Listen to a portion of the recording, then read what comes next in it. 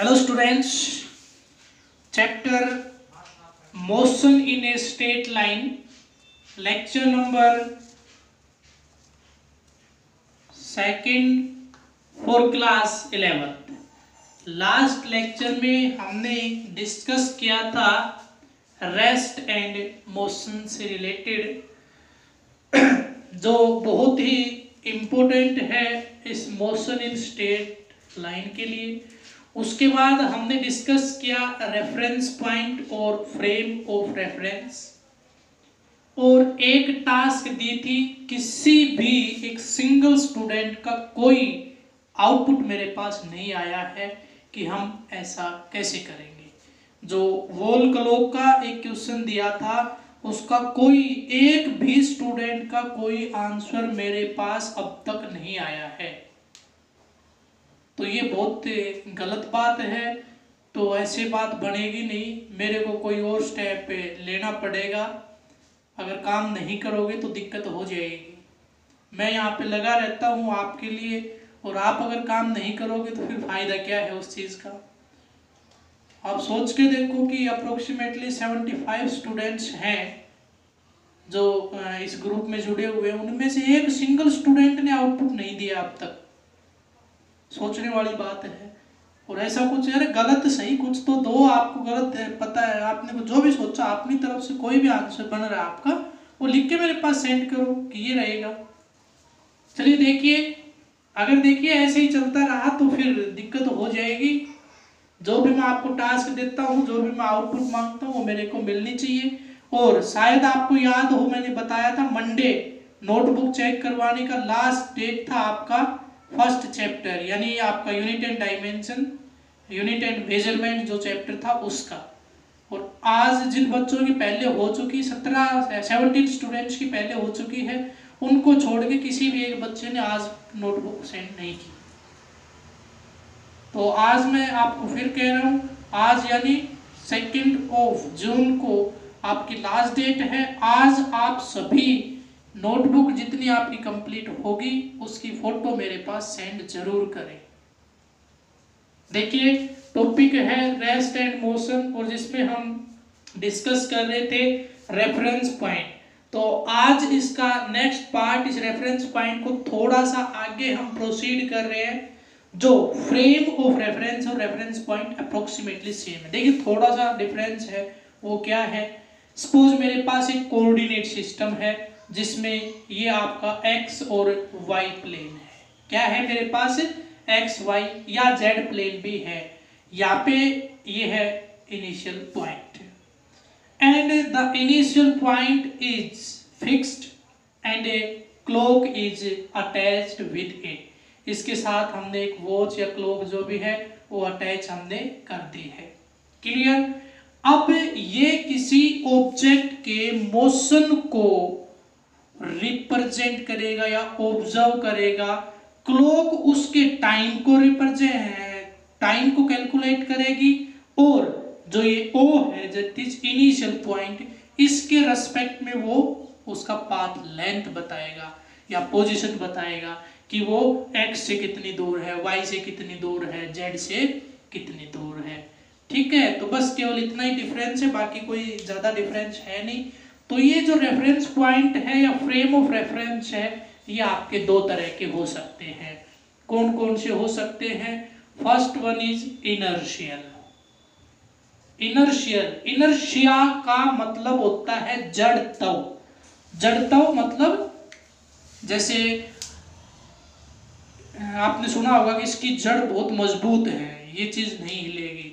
या कई बार घर में अगर कोई काम हम कर रहे हैं या हम बैठे हैं और घर वाले बार बार कह रहे हैं कि खड़ा होकर ये काम कर दे खड़े होकर ये काम कर दो, और हम उनकी सुन ही नहीं रहे, हम बैठे हैं। तो फिर गुस्से में आके घर वाले कहते हैं क्या तेरी जड़ जाम गई, यहीं पे खड़ा हो जा जल्दी से, ऐसा कुछ सुना है। वो जड़ वही है आपका ये इनर्शिया, वही है आपका ये इनर्शिया, यानी ये आपका फिक्स या यूनिफॉर्म मोशन में होता है। फिक्स या फिर यूनिफॉर्म मोशन में होता है। बताऊंगा आपको यूनिफॉर्म मोशन वगैरह सारी चीज। इनर्शिया ये फिक्स्ड होता है, या फिर जो रेफरेंस पॉइंट आपका फिक्स या इक्वी इक्विलिब्रियम में हो। किस में हो? इक्विलिब्रियम में। बस ये सबसे अच्छा है, यानी जो उसकी स्टेट है इनिशियली वही रहे। इक्विलिब्रियम में मोशन हमेशा नॉन एक्सेलरेटेड रहता है। अब देखिए यहाँ पे मैं बात करता हूं इनर्शिया, ये है इनर्शियल था और अब आएगा आपका नॉन इनर्शियल। तो दो तरह के फ्रेम ऑफ रेफरेंस हम डिस्कस कर रहे हैं, inertial and non inertial. If आप जो आपका फ्रेम ऑफ रेफरेंस ऐसे पॉइंट के साथ अटैच्ड है जो किसमें है? एक्सेलरेटेड मोशन में है। किसमें है? एक्सेलरेटेड मोशन में, यानी उसकी जो वेलोसिटी होती है वो बार बार चेंज होने वाली है, बार बार कभी घट रही है कभी बढ़ रही है, या कभी डायरेक्शन चेंज हो रही है। डायरेक्शन भी चेंज हो सकती है वेलोसिटी, क्योंकि वेलोसिटी क्या है कि वेक्टर क्वांटिटी है। अगर डायरेक्शन बदलेगी तो भी हम कहेंगे वेलोसिटी चेंज होगी। तो अगर एक्सेलरेटेड मोशन है तो हम उसको बोलते हैं नॉन इनर्शियल, और अगर आपका इक्विलिब्रियम यानी रेस्ट में है या फिर यूनिफॉर्म मोशन में है तो उसको बोलते हैं inertial frame of reference. For example एक ट्रेन है जो कि ट्रैक के ऊपर बिल्कुल स्ट्रेट 30 मीटर पर सेकंड पे चल रही है और उसके साथ हमने एक रेफरेंस पॉइंट अटैच किया, तो वो रहेगा आपका इनर्शियल फ्रेम ऑफ रेफरेंस। या हम कोई चीज रेस्ट में है उसके ऊपर कोई रेफरेंस पॉइंट ले रहे हैं तो आपका क्या रहेगा? Inertial frame of reference. उसके बाद है non inertial frame of reference, इसमें है आपका एक्सेलरेटेड मोशन, यानी उसकी स्पीड लगातार कम या ज्यादा हो रही हो या फिर वेलोसिटी की डायरेक्शन चेंज हो रही हो या दोनों काम भी हो रहे हो, तो उसको हम क्या बोलते हैं? Accelerated motion. और उसके साथ जो फ्रेम ऑफ रेफरेंस या रेफरेंस पॉइंट अटैच्ड रहेगा उसको हम बोलेंगे non inertial frame of reference. Clear? Inertial और नॉन इनर्शियल। अब यहां से क्वेश्चन पूछा जा चुका है कॉम्पिटिटिव एग्जाम में, और वो ये था, is earth is a inertial or non-inertial frame of reference with respect to things outside the earth, या with respect to sun। सन के रेस्पेक्ट में मैं अर्थ को फ्रेम ऑफ रेफरेंस कंसीडर करके चल रहा हूं, देन अर्थ इज इनर्शियल और non inertial frame of reference. अब आपको पता है जो आपकी अर्थ है इसकी स्पीड कांस्टेंट है, फिक्स होगी, यूनिफॉर्म होगी, क्योंकि फिक्स है कि एक रोटेशन सन के चारों तरफ कितने दिन में पूरा हो जाता है? 35 डेज में। ठीक है, या वो कम ज्यादा तो नहीं होता ना। तो इसका मतलब क्या हुआ कि स्पीड हुई फिक्स, लेकिन क्या वेलोसिटी फिक्स है? नहीं है। जो भी ऑब्जेक्ट सर्कुलर मोशन में होगा उसकी हर इंस्टेंट ऑफ टाइम पे डायरेक्शन बदल जाती है, और उस डायरेक्शन की वजह से इसकी वेलोसिटी चेंज होगी, और जिस ऑब्जेक्ट की वेलोसिटी चेंज हो जाए उसका मोशन एक्सेलरेटेड होता है। कैसा होता है? एक्सेलरेटेड होता है। इसका मतलब क्या हुआ? Earth is non inertial frame of reference. Clear?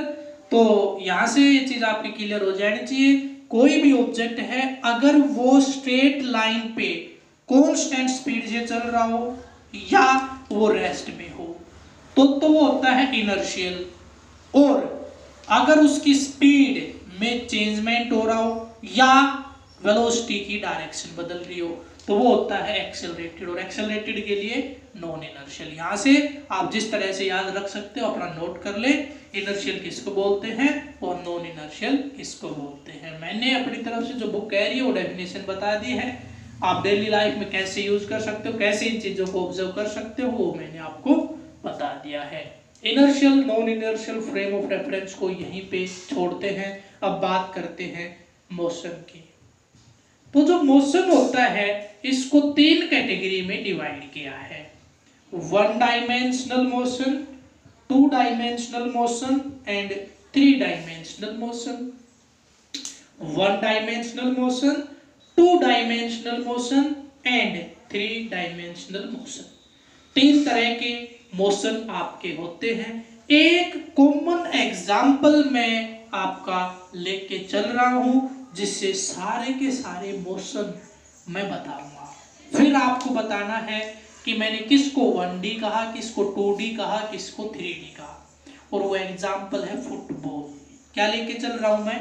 Football. ध्यान से देखिए, ये मेरे पास एक ट्रैक है, ये ग्राउंड है, इसके ऊपर यहाँ पे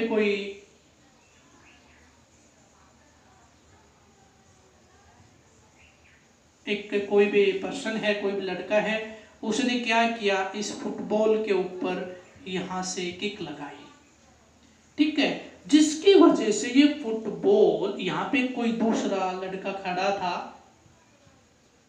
इस तक बिल्कुल स्ट्रेट लाइन में ऐसे रोल करती करती यहां पहुंच गई, बिल्कुल स्ट्रेट लाइन में रोल करती हुई यहां तक पहुंच गई।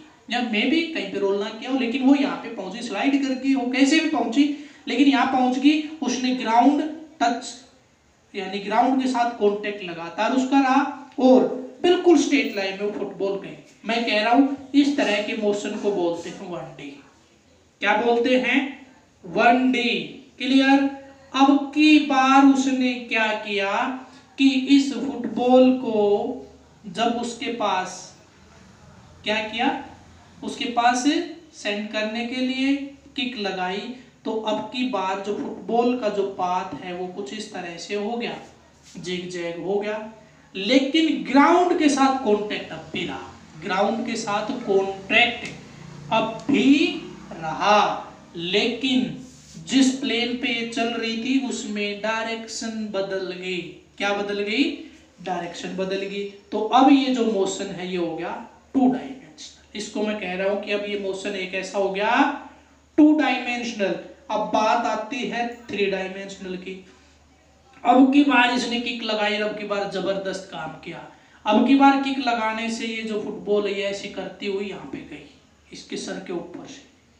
अब मैं कह रहा हूं कि अब जो इसका मोशन था ये था 3 dimensional motion. 3 dimensional motion. Clear हुआ?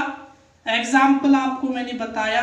अब मैं यहां से इस एग्जाम्पल की हेल्प से डिफाइन कर रहा हूं कि किसको 1 डायमेंशनल बोल लेंगे, किसको 2 डायमेंशनल, किसको 3 डायमेंशनल। एग्जाम्पल में मैंने एक ही एग्जाम्पल से आपको ये बताने की कोशिश की है कि मैं इसको 1D बोल रहा हूँ, इसको 2D बोल रहा हूँ, इसको 3D बोल रहा हूँ।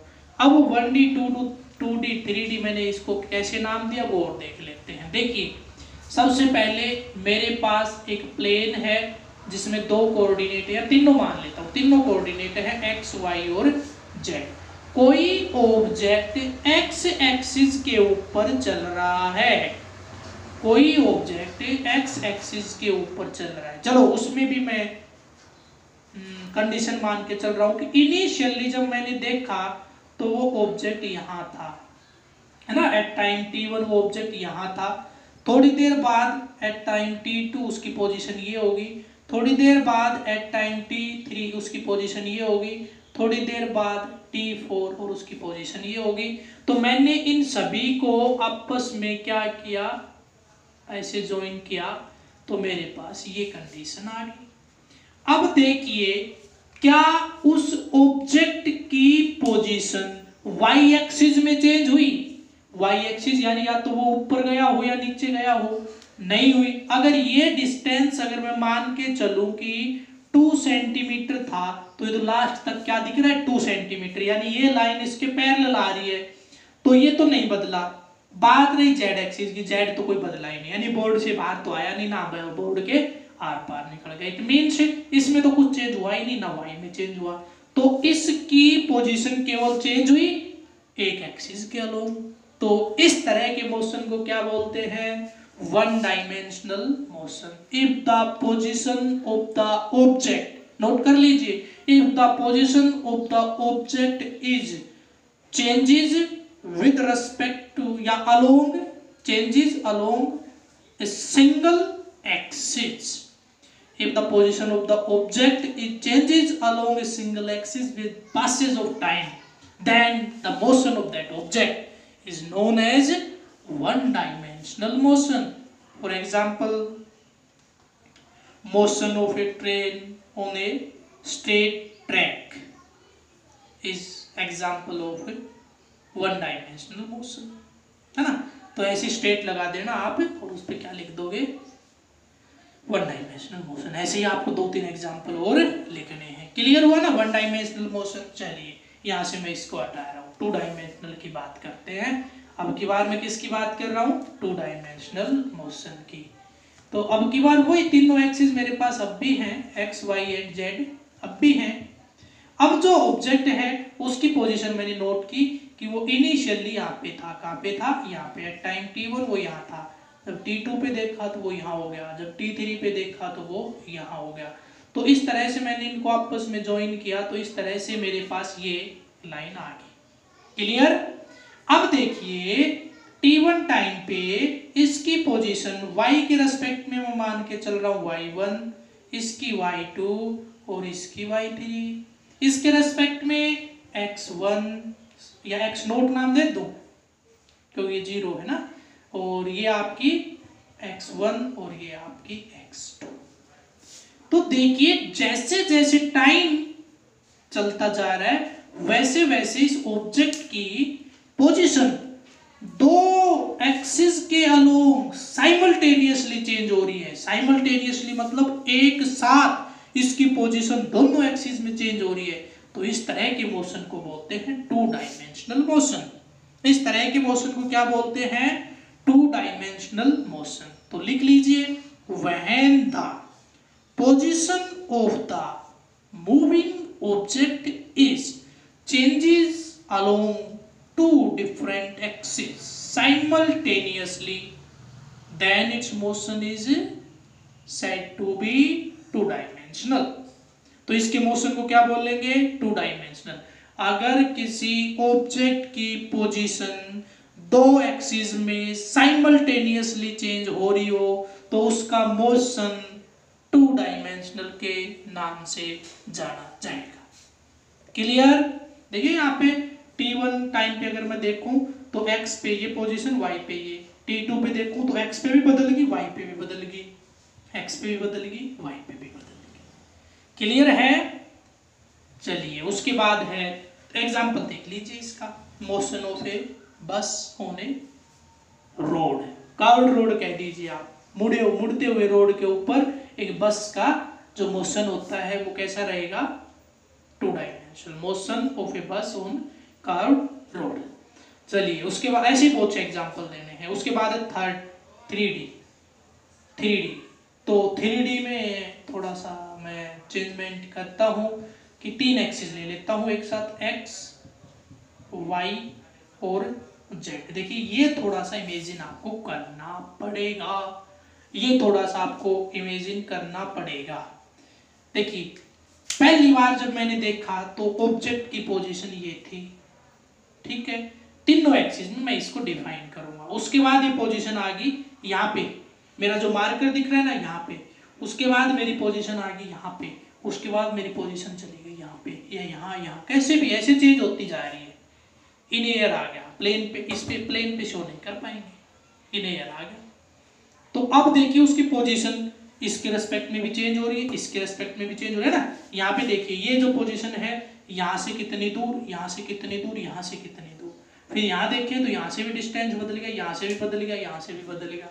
तो यहाँ पे इस ऑब्जेक्ट की जो पोजीशन है वो तीनों एक्सिस में साइमल्टेनियसली चेंज हो रही है। When the position of the object is changes with respect to all three coordinates simultaneously.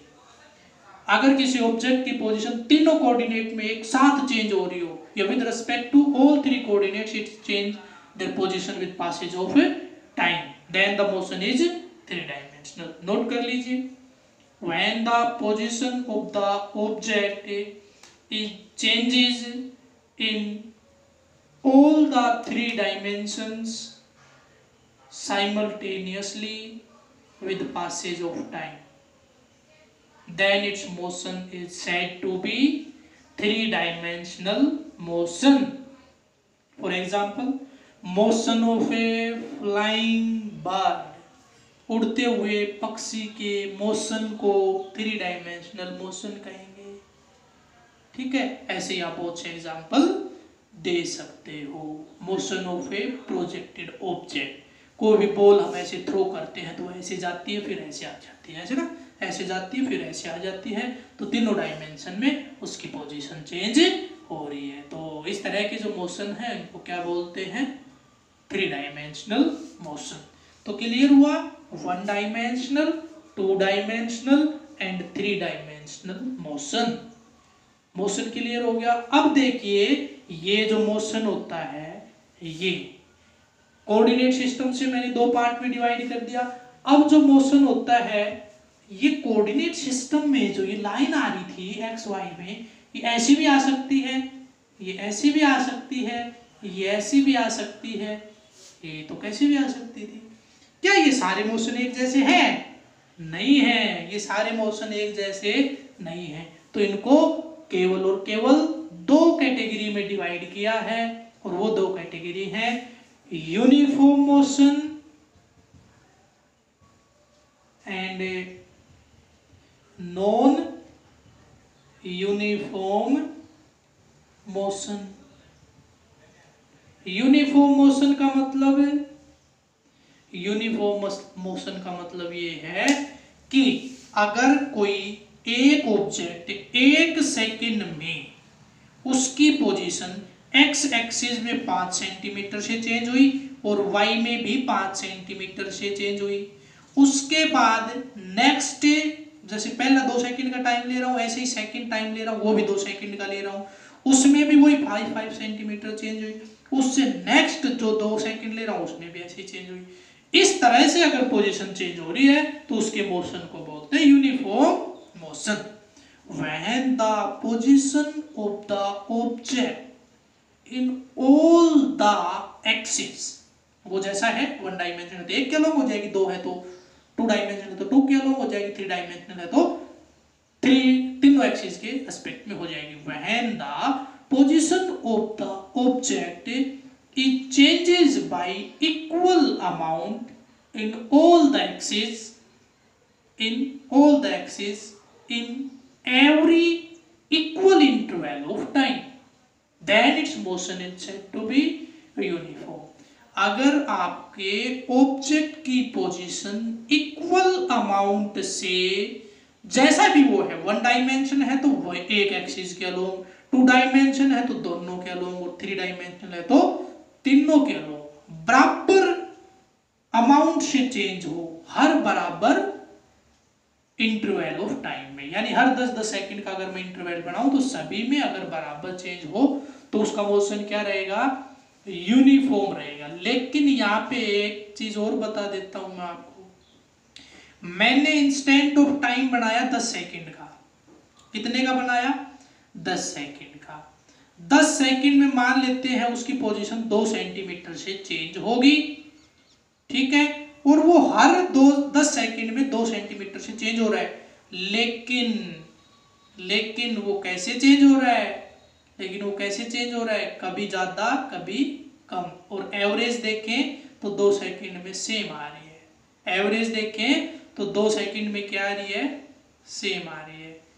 तो अगर कोई दूसरा आदमी आके और उस इंस्टेंट ऑफ टाइम को 2 सेकंड का कर दे तो अब उसका मोशन यूनिफॉर्म नहीं रहा।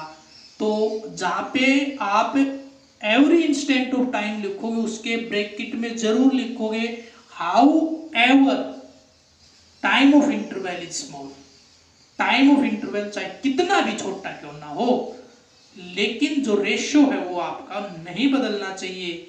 ऐसा नहीं है कि पहले 2 सेकंड में वो 2 सेंटीमीटर एक्स में चलता है और 2 सेंटीमीटर वाई में, अगले में 3 उसमें 2 इसमें, उससे अगले में 2 उसमें 3 इसमें, और टोटल मिला के अब लास्ट में कितना हो गया, 10 हो गया।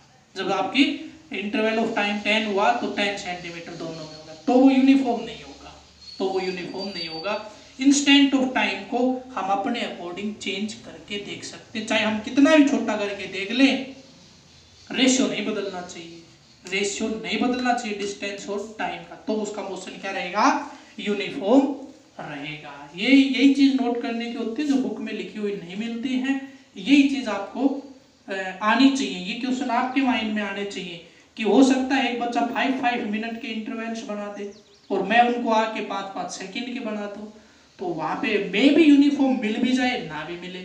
तो यूनिफॉर्म तभी होगा जब मैं इंस्टेंट ऑफ टाइम को चाहे मैं कैसे भी चेंज कर लूं, कितना भी छोटा कर लूं, लेकिन रेशियो, किसका रेशियो, डिस्टेंस और टाइम का रेशियो नहीं बदलना चाहिए।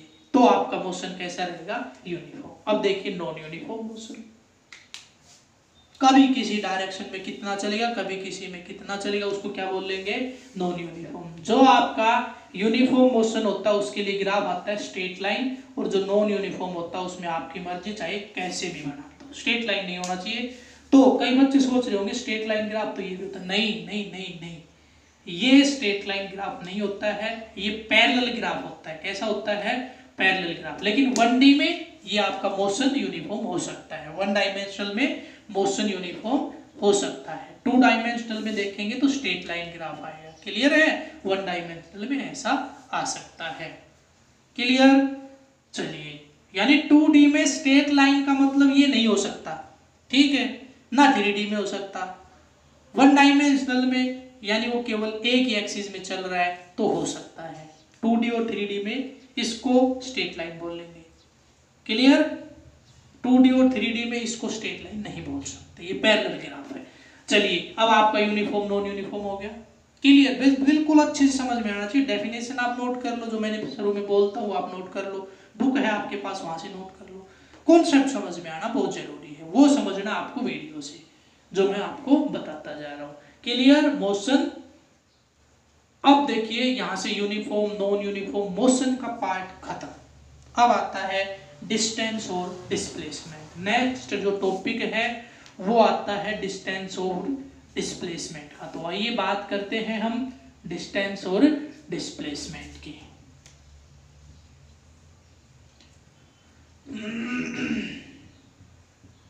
Distance and displacement, distance and displacement. तो ये मैंने बताया था the actual path length covered by the object. ये क्या होती है, पढ़ रखा है आपने, नोट कर लीजिए। Actual path length covered by the object between initial and final point is known as distance. और डिस्प्लेसमेंट द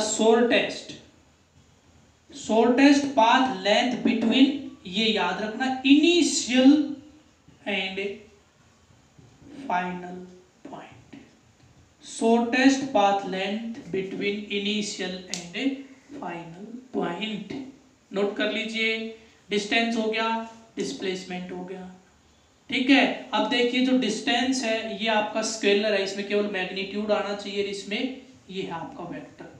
तो स्केलर और वेक्टर पढ़ना जरूरी है, इससे पहले जर्नल आइडिया आपको होना चाहिए। तो पहले तो ये चीज क्लियर कर लीजिए, डिस्टेंस किसको बोलते हैं और डिस्प्लेसमेंट किसको बोलते हैं। फॉर एग्जाम्पल, मैं चला इस पॉइंट ए से और मेरे को पहुंचना है पॉइंट बी से, बी के पास यहाँ पे सेमी सर्कुलर पाथ था, मैं उसके थ्रू यहाँ से यहाँ आ गया और इस सेमी सर्कुलर पाथ का रेडियस था r। फिर वो मेरे से पूछ रहा है कि A से B के पास जाने के लिए डिस्टेंस कितना होगा, distance that is the actual path length. तो ये लेंथ कितनी होगी, यहाँ से ऐसे मेजर करते जाएंगे, ऐसे मेजर करते जाएंगे। तो एक सर्कल के लिए होता है ये 2πr और सेमी सर्कल के लिए कितना हो जाएगा, ये सर्कमफ्रेंस हो गए सेमी सर्कल, तो ये क्या हो जाएगा πr। तो डिस्टेंस कितना आ गया πr। अब वो पूछ रहा है कि डिस्प्लेसमेंट कितना रहेगा। तो डिस्प्लेसमेंट ये आपका इनिशियल पॉइंट और ये आपका फाइनल पॉइंट, इन दोनों के बीच में शॉर्टेस्ट पाथ लेंथ कितनी होगी, r इधर और r ही इधर, तो कितना हो जाएगा 2r। तो डिस्प्लेसमेंट कितना हो जाएगा 2r। क्लियर। अब ये जो क्वेश्चन है पेपर में कैसे आया था, ऐसे डायग्राम बना के दे रखा था ऐसे करके और पूछ रखा था इस पाथ के लॉन्ग डिस्टेंस और डिस्प्लेसमेंट का क्या बता दीजिए, रेशियो क्या बता दीजिए, डिस्टेंस अपॉन डिस्प्लेसमेंट बता दीजिए। तो क्या होगा, डिस्टेंस कितना πr और डिस्प्लेसमेंट कितना 2r, r से r कैंसिल, π/2। तो डिस्टेंस टू डिस्प्लेसमेंट रेशियो यहाँ पे क्या आ गया है आपका π/2। क्लियर है। तो बहुत अच्छे अच्छे क्वेश्चन हम डिस्टेंस और डिस्प्लेसमेंट से रिलेटेड नेक्स्ट वीडियो में करेंगे। बहुत ज्यादा इंपॉर्टेंट क्वेश्चन आते हैं, बहुत इंटरेस्टिंग भी होते हैं। तो यहाँ तक आप कंप्लीट कर लीजिए और आपसे रिक्वेस्ट करता हूँ कि नोटबुक चेक करने के लिए मेरे पास सेंड जरूर कर दें, और जो भी मैं टास्क देता हूँ उसके आंसर मेरे से किया करो, ताकि मेरे को भी लगे कि हाँ बच्चे पढ़ रहे हैं। अगर इस तरह से आप चलते रहे तो मैं सोचता हूँ कि पढ़ तो रहे नहीं, अभी टोटली पूरा करना, मैं भी करता रहूँगा फिर। और अगर आपके रेस्पॉन्सेज आएंगे तो मेरे को लगेगा कि बच्चे सीखने की कोशिश कर रहे हैं, तो मैं भी और ज़्यादा कोशिश करूँगा आपको सिखाने की और अच्छे अच्छे एग्जाम्पल आपको देने की। लेकिन अगर आज के से 1 2 3 या जो भी आपके दिन रहेंगे, आपके इनमें अगर कोई रेस्पॉन्स किसी बच्चे का नहीं आया, तो मैं भी अपना टारगेट ले लूँगा कि मेरे को इस टाइम तक सिलेबस पूरा करना है और फटाफट जो बुक में लिखा हुआ है एज इट इज़ आपको पढ़ाता जाऊँगा। तो ऐसा नुकसान आपका होने से तभी बच सकता है जब आप आउटपुट मेरे को दोगे। आउटपुट दोगे तो मैं भी कोशिश करूँगा कि कुछ अच्छी चीज़ें आपको मैं सिखाऊँ, और इस चीज़ की मैं गारंटी लेता हूँ कि जितना पार्ट में कवर करता जाऊँगा उसमें हर लेवल की हर टाइप के न्यूमेरिकल प्रॉब्लम्स साथ साथ डिस्कस करूँगा। फिर जैसे ही आपका टॉपिक खत्म होता है उसके बाद मैं आपसे उनकी न्यूमेरिकल प्रॉब्लम्स जो पूछे गए हैं वो आपके पास सेंड करूँगा। अगर किसी बच्चे ने ईमानदारी से पढ़ा है, सारा नोट किया है, तो आप देखोगे कि वो चाहे किसी भी लेवल के पेपर में आया हो, हम फटाक से उसका आंसर निकाल सकते हैं, अगर आप कंसंट्रेशन से वीडियो देखोगे और डेली का काम डेली करोगे तो। अदरवाइज कुछ नहीं हो सकता। ठीक है, तो उम्मीद करता हूँ कि ये लेक्चर आपको समझ में आया होगा। आज के वीडियो में इतना ही। थैंक्स।